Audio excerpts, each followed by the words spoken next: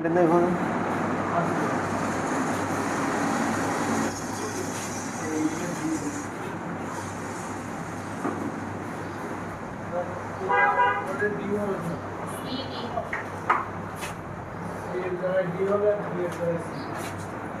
এই জায়গায় সি।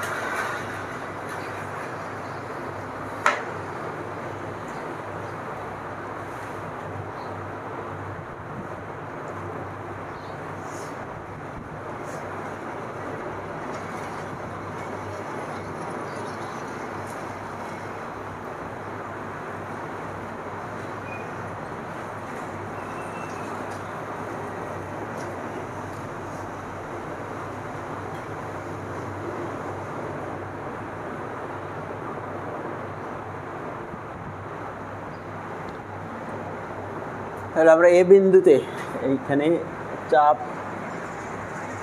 আগের দিন বেসিক বিষয় পড়াইছিলাম, চাপকে পি দ্বারা প্রকাশ করে আর ঘনত্বকে রো। আর এই চ্যাপ্টারে নতুন কি আসতেছে আমাদের জন্য? চাপ নতুন আসতেছে আর বহির্বল,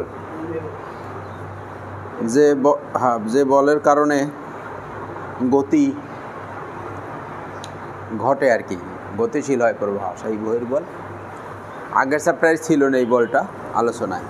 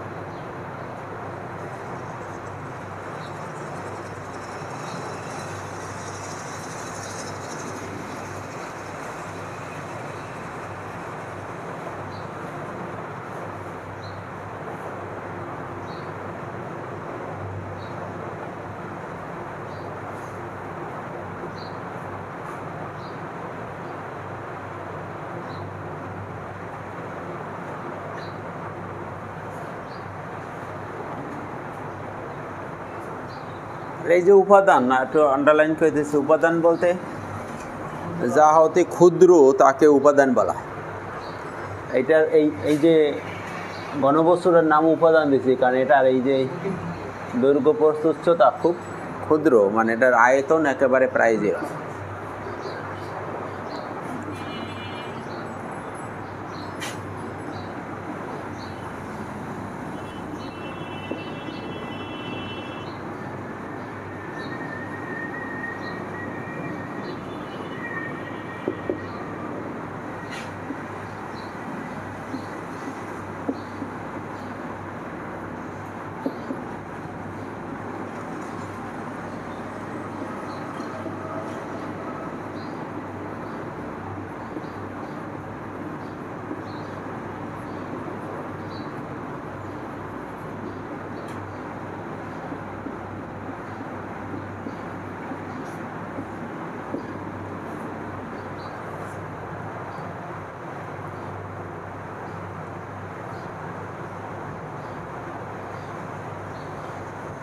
আগের দিন ছবিতে দিয়ে দিয়েছিলাম যে এক্স অক্ষের সমান্তরাল বরাবর বেগের অংশক হলো ইউ, এইদিকে হলো ভি, এইদিকে হলো ডব্লিউ, আর এইদিকে হলো বলের অংশক হলো ক্যাপিটাল এক্স, এইদিকে বলের অংশ ক্যাপিটাল ওয়াই, এইদিকে বলের অংশ ক্যাপিটাল, এই কথা বলা হয়েছে এই লাইনে।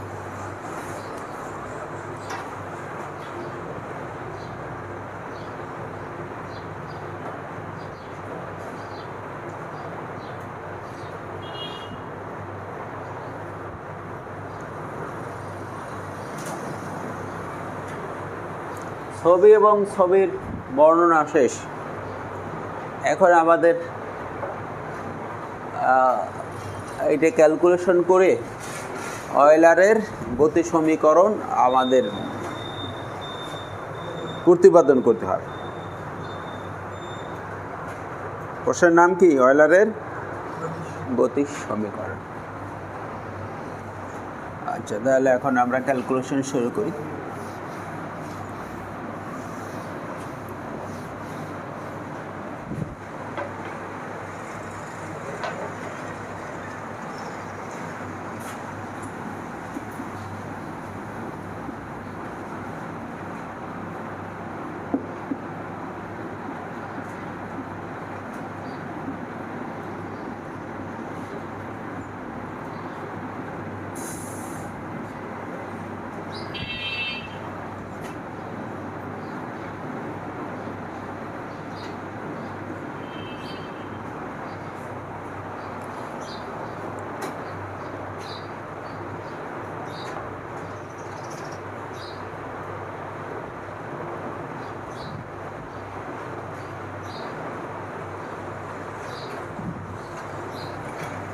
আমরা এই দিকের বিষয় বিবেচনা করছি। এই দিক থেকে তরলটা এখানে প্রবেশ করবে, সেই পৃষ্ঠের উপরে চাপ প্রয়োগ করবে। তো চাপ এই এ বিন্দুতে এই বরাবর চাপ পি ধরছিলাম, দেখো এই বিন্দুতে চাপ কি ধরছিলাম, তাহলে এ বিন্দুতে চাপ যদি পি হয়, পি হলো একক ক্ষেত্রফলের উপরে চাপ। পি কি? কারণ চাপের সংজ্ঞাই হলো একক ক্ষেত্রফল বলকে চাপ বলে, তাই পিটা কাজ করতেছে কতটুকু ক্ষেত্রফল? একক। তাই সম্পূর্ণ পৃষ্ঠের উপরে চাপ কি হবে? এই পৃষ্ঠটার ক্ষেত্রফল। ক্ষেত্রফল হলো এই পৃষ্ঠের দৈর্ঘ্য প্রস্থ, এই ডেল্টা ওয়াই আর ডেল্টা জেড। এইটা দিয়ে কাকে? পিকে গুণ দিয়েছি। তাহলে এই টোটাল পৃষ্ঠের উপরে যে চাপ প্রযুক্ত হচ্ছে সেই চাপ বের হচ্ছে। এখন চাপ কিসের ফাংশন মনে আছে তো? চাপ হলো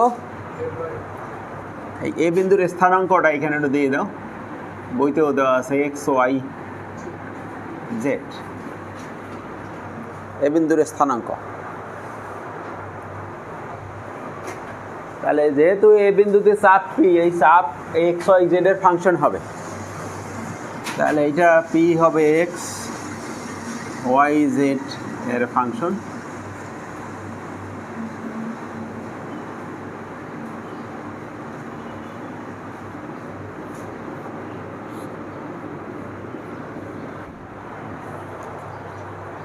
তাহলে পিটাকে আমরা এক্স ওয়াই জেড এর ফাংশন কারণে পিটাকে F of X Y Z ধরেছি।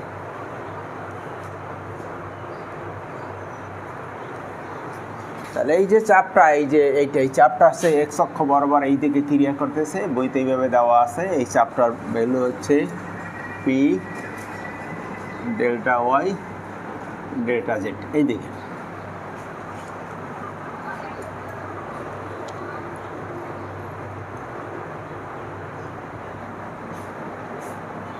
এই পৃষ্ঠে এই যেটা চাপ, এইটা বের কর।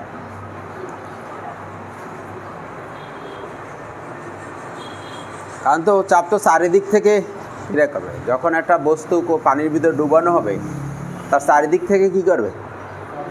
চাপ লাগবে। তাহলে এই পৃষ্ঠের জন্য চাপটা এই দিকে ক্রিয়া করবে, এইটার জন্য চাপটা এই দিকে ক্রিয়া করবে। চাপ ক্রিয়া করে বস্তুর ভিতরের দিকে। বায়ু চাপ আমরা দাঁড়াইছি, আবার বায়ুর চাপটা কোন দিক থেকে ক্রিয়া করে?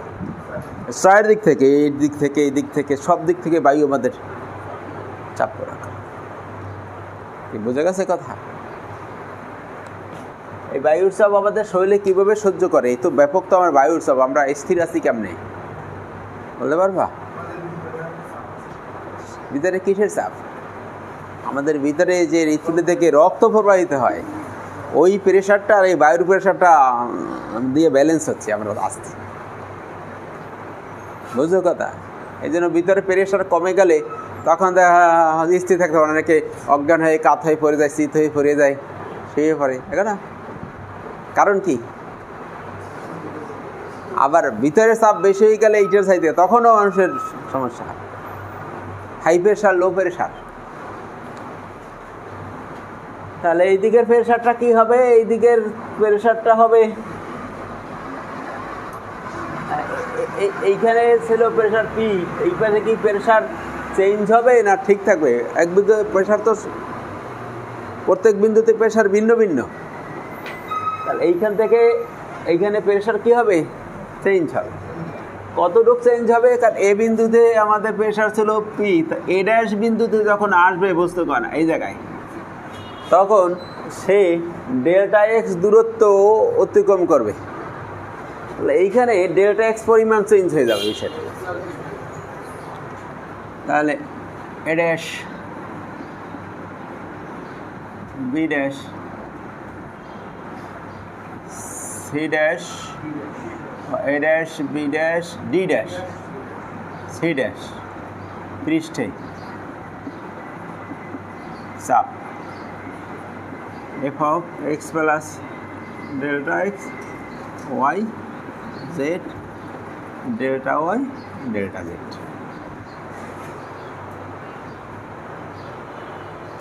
এই জন্য এই পিকে এইটা ধরা হয়েছে এই ভ্যালুটা বের করার জন্য।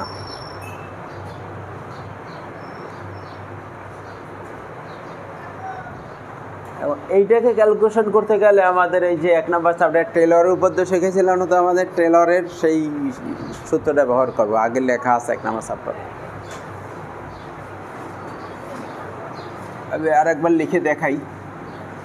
F of X plus H Y plus K Z plus H K L, এরকম তিনটে চলক থাকলে F of X Y Z plus H del by del X K del by del Y L del by del Z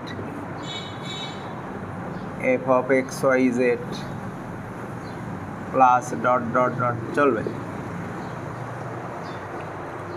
এই উপাদ্যের নাম হচ্ছে টেলরের উপাদ্য।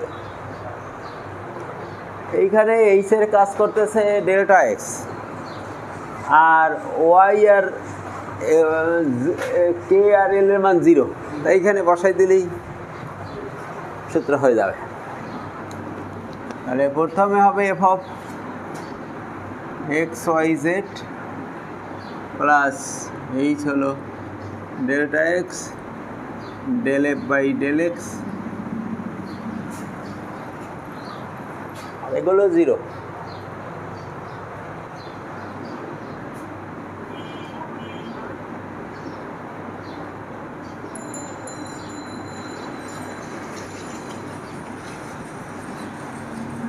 Delta X. আচ্ছা, এরপর এগুলো বাদ দিচ্ছি কেন? এবার তো অনন্তকাল ধরে চলবে। বাদ দেওয়ার কারণ হলো এই ডেল্টা এক্স, এইটার পরের টার্ম হবে এটা স্কোয়ার, তো এরপরে ডেল্টা এক্স স্কোয়ার হবে, কিউব হবে। যেহেতু ডেল্টা এক্স নিজেই খুব ছোট, এগুলো স্কোয়ার কিউব আরও ছোট, এই যে এগুলো বর্জন করেছি। সামনে ব্যাখ্যা দিয়ে দিই। ডেল্টা এক্স খুব ক্ষুদ্র হওয়ায়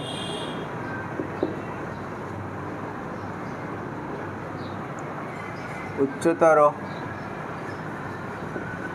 ঘাতের পদসমূহ বর্জন করে, এটা পেয়েছি। ডেল্টা এক্স ছোট, এই জন্য আমরা স্কোয়ার কিউব উচ্চতর ঘাতের পদগুলো বর্জন করেছি।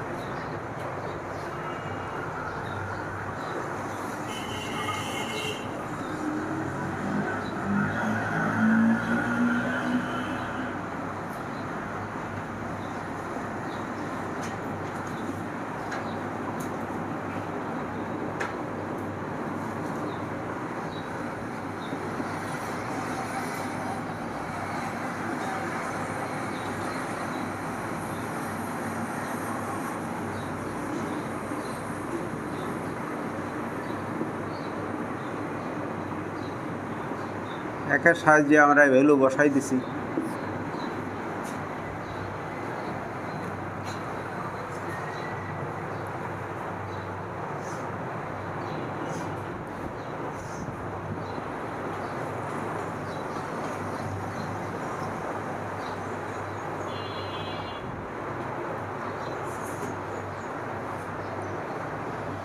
তাহলে আমরা এই পৃষ্ঠের পর্যন্ত চাপ পেয়ে গেছি। চাপের মান হলো P delta Y delta Z plus delta X delta Y delta Z del z by del x.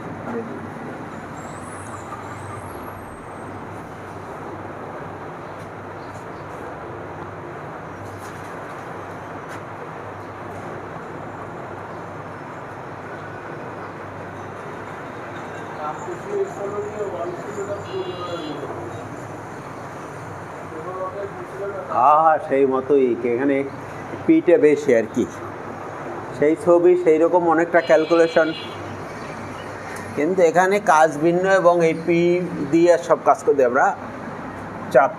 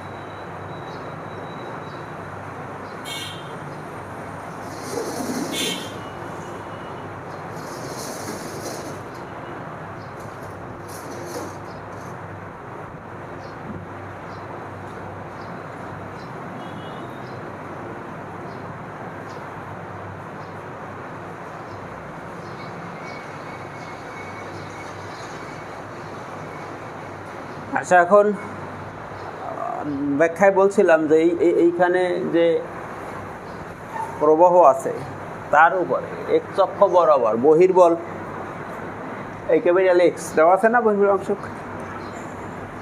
কতটুক ভরের উপরে?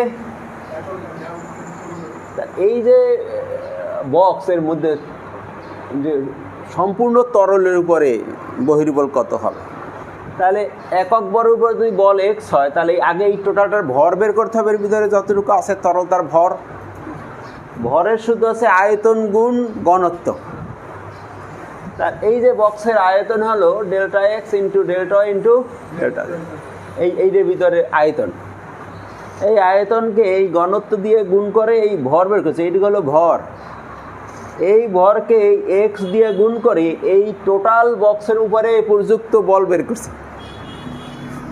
এক্স অক্ষ বরাবর। এই ক্যাপিটাল এক্স ছিল ওই এক্স অক্ষ বরাবর বহির্বলের অংশ। তো এইটা আসছে কীভাবে? এইটা এক্স হলো একক ভরের উপরে বল, এইটাকে আমরা এইটা দিয়ে আয়তন বের করছি ওইটার, আর এইটা দিয়ে বের করছি ভর, আর ভর দিয়ে গুণ করে টোটালটার উপরে বল বের করছি। আচ্ছা, তাহলে এখন এইখানে মোট কয়টা এক্স অক্ষ বল মোট কয়টা পেয়েছি বলো দেখি? মোট 3টে বল বের হয়েছে। একটা হলো এই বলটা এই পৃষ্ঠের উপরে যেটা ক্রিয়া করে, আর একটা বল হলো এই বলটা যেটা এই পৃষ্ঠে ক্রিয়া করে, আর একটা বল হলো এই বলটা যেটা এই এই এই পুরাটার উপর ক্রিয়া করে। তাহলে এক্স অক্ষ মোট বল কয়টা? 3টা বল। বুঝলাই? ও তো 2টা ওখানেই লেখা আছে অ্যারো দিয়া ডিরেকশন। আচ্ছা, 3টে বলের 2টো বল হলো এই দিকে ক্রিয়া করে, সেটা এইটা, আর এই বলটা এক্স অক্ষের বিপরীত দিকে ক্রিয়া করে। বুঝো না? বুঝো না? ফিজিক্স বুঝো? বোঝে না? এখানে মোট কয়টা বল? 3টে বল। 3টে বলের 2টো আছে এক্স অক্ষের ধনাত্মক দিকে। কোনটা কোনটা? এইটা আর ওইটা। একটা আছে বিপরীত দিকে। এখন তোমরা নিউটনের দ্বিতীয় সূত্র পড়ছো না? গতির সমীকরণ, নিউটনের গতির দ্বিতীয় সূত্র। দ্বিতীয় সূত্র হলো নিউটনের গতির দ্বিতীয় সূত্র, F = ma। এই সূত্র ব্যবহার করি অয়েলারের সমীকরণ নিয়ে আসবো আমরা। তো এই সূত্রতে F হলো বল, m হলো ভর, এ হলো ত্বরণ। আচ্ছা, এখন ছবিটা হলো F বল, এইখানে বস্তু কণা, আর এইখানে ত্বরণ হলো a, আর ভর হলো কত? m ভরের বস্তু কণার উপরে ত্বরণ a আর বল F হইলে আমাদের ফর্মুলাটা F = ma, গতির দ্বিতীয় সূত্র। এখন মনে করো এই একটা বস্তু কণা আছে, এই দিকে বল F, আর এই দিকে তার উপরে একটা বল ক্রিয়া করে, মানে ঘর্ষণ বল, মনে করো F1, আর ভর হলো m, আর ত্বরণ হলো a। এখন গতির সমীকরণ কি হবে? নিউটনের গতির সমীকরণ কি হতে পারে? সমীকরণ হবে F - F1 = ma, মানে লব্ধি বল = ma। শুনছো আগে কখন এ কথা? এ কথা শুনলে আজকে লেখাপড়া বুঝবে না, হলে বুঝবে না। তাহলে বল একটা থাকলে F = ma সূত্র, কিন্তু যদি বল একাধিক থাকে, কয়টা থাকে? একাধিক থাকে, তখন ওই একাধিক বল মিলে যে লব্ধি বলটা হয় ওইটা = ma। এখন যদি এইদিকে মনে করো আর একটা বল, এইদিকে আরও একটা বল প্রযুক্ত করতাম F2, তখন সূত্র হতো আমাদের F2 + F1 + F - F1। এর অর্থ হলো যে বলগুলো একই দিকে থাকবে সেইগুলো যোগ করে লব্ধি বের হয়, আর যেটা বিপরীত দিকে থাকবে সেইটা বিয়োগ করতে হয় কেন? বিপরীত দিকের বলটা তো তাকে বাধা দেয়, তাহলে তার গতি কমে যায়। তাহলে এইবার বলতে পারবা এখানে যে তিনটা বলের লব্ধি বলটা তাহলে কি হবে এক্স অক্ষ বরাবর? এইটা আর এইটা যোগ হবে আর ওইটা বিয়োগ হবে, ওই ছবির। তাহলে আমাদের নিউটনের সূত্র এখানে প্রয়োগ করতে গেলে তিনটা বলের লব্ধি বল বের করে সেইটা ইকুয়াল টু কত? M A. তাহলে বল তিনটা পেয়ে গেছি, ভর লাগবে, ভর এই এক্স অক্ষ এই যে এইটার উপরে ভর তো আমাদের জানা আছে। ভর কত? না একক ভর কেন, টোটাল ভর না, একক ভর হবে কেন, সম্পূর্ণ ভর না। এই ছিল ভর, rho delta X delta Y. ত্বরণটা বাকি আছে, ত্বরণ হইলেই আমরা সূত্র লিখতে পারি। ত্বরণ হলো বেগের ডেরিভেটিভ হলো ত্বরণ। কিসের ডেরিভেটিভ? তাহলে বেগ এক্স অক্ষ বরাবর বেগ দেওয়া ছিল ইউ, তাহলে এই এক্স অক্ষ বরাবর ত্বরণ হবে ডিইউ বাই ডিটি।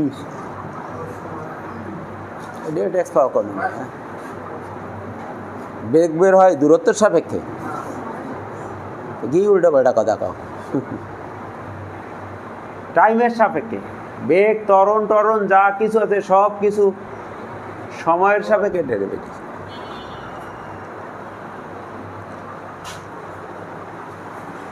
আচ্ছা, তাহলে